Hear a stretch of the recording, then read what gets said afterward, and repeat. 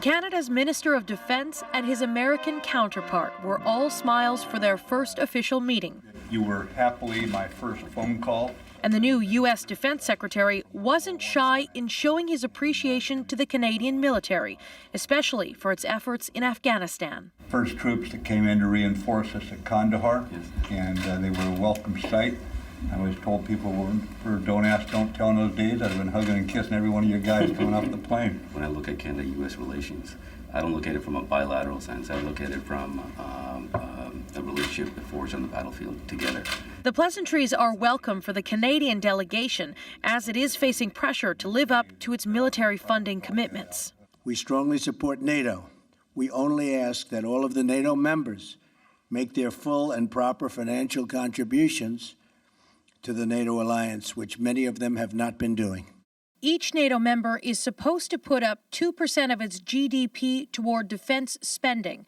Canada is only contributing about half of that. Experts say meeting the target is not realistic, and Harjit Sajjan should regularly play up the other ways Canadian forces contribute. We could talk about Canada's efforts in the past in Afghanistan, its future effort in Latvia, that Canada shows up when NATO is called every single time. Sajjan's visit to Washington is the first of two by Canadian cabinet members this week. Finance Minister Bill Morneau is expected to be in D.C. on Wednesday.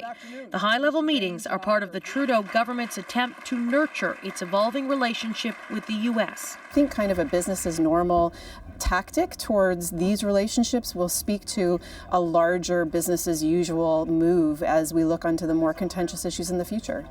But there are warnings that Canadian ministers shouldn't do too much to stand out. The Canada strategy should try to stay off of Trump's radar screen because he tends to get very petulant and overreact to things. Expect to see the Trudeau government focus on strengthening the cabinet-to-cabinet relationship as one way to approach Donald Trump and the uncertainty that sometimes comes with him. Peter. All right, Katie, thank you.